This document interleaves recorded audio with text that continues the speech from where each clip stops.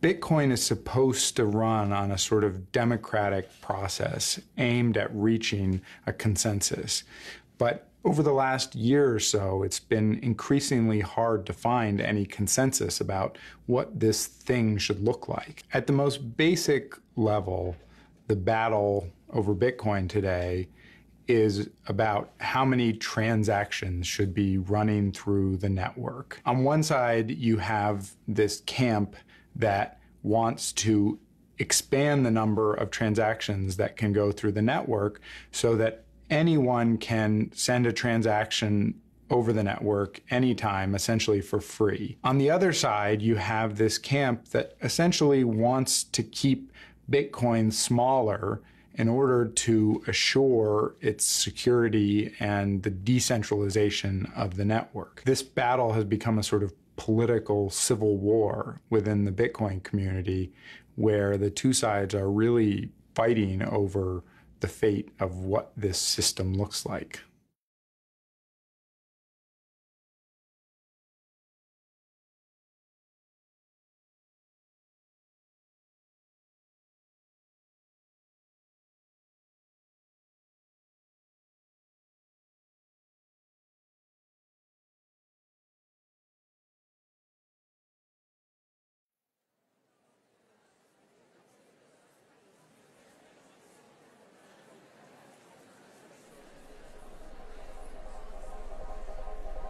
We're moving to a potentially dangerous point with information. Today's society has less kind of freedoms of expression and freedoms of association than previous generations because the technology didn't exist and wasn't sort of archiving and collecting it all. And the conversations were happening in a physical environment where not everything is recorded.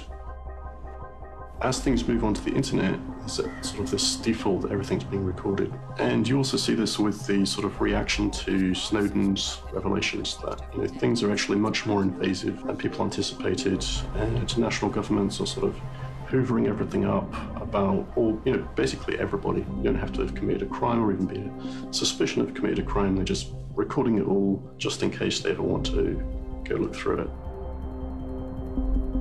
What encryption technology does is pulls the balance back a bit towards the people regaining the privacy expectations they have. As we work on improving Bitcoin and scaling Bitcoin, we have to preserve those security properties. Bitcoin's security and permissionlessness depends on decentralization. So today we have these 1 megabyte blocks, which effectively goes to about 5 to 7 transactions per second. And for the first 7 years, it's never been a problem. But finally, now we're in their 8th year, the blocks are getting full. It's kind of like the highway. The 8-lane highway is finally getting congested. So now the question is, do we just build the 16-lane highway or 32-lane highway? That gets kind of ridiculous. The simplest engineering solution is just make the block size bigger. Or maybe we impose, higher throughput, more cars, but more buses, more carpooling, that kind of stuff.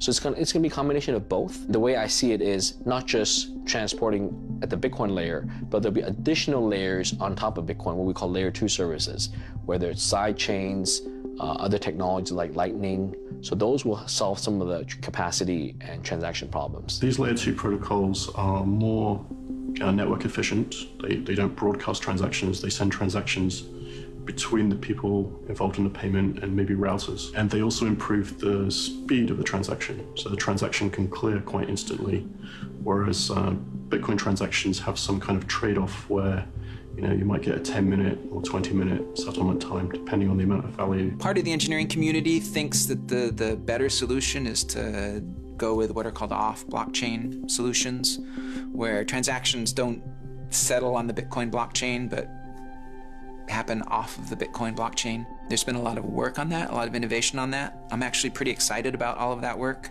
It's really interesting technical work. My big disagreement has been that we should not put all of our eggs in that one basket, that we should also do the dumb engineering thing and just increase the block size now because we can and because there's no reason not to. The scaling advantages from layer 2 are much larger than increasing the block size. So specifically, I would say that assuming that the layer 2 technology pans out as people expect, it's probable that the story next year will be a different one, which is there's this enormous excess capacity. And you're saying that the debate that we're having now about scaling versus decentralizing might not be a debate a year from now. Yeah, I think that's my expectation. All the transactions in a block can carry a transaction fee that's paid to the miner as a bribe, essentially, to include my transaction in your block instead of somebody else's. If I have my way, and we have much bigger blocks, transaction fees will always be really low.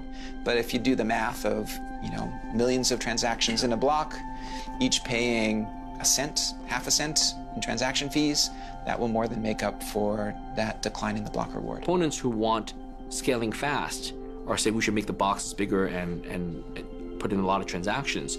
The downside is if you make the boxes really big, the blocks really big, then affects how well other people can own and distribute this global ledger. So if only a few people can keep up with the so-called big blocks, the world falls into a more centralized way of managing Bitcoin. Ideological concerns that we'll end up in a place where Bitcoin is only a tool for elites or big companies, I think those are really overblown. Initially, I think there was an idea that Bitcoin could be a lot of different things, that it could be a sort of digital gold, but it could also be a new kind of PayPal where you could run transactions around the world. As time has gone on, I think it's become clear that if this system is going to expand, it can't be everything to everyone. It has to choose what it wants to be.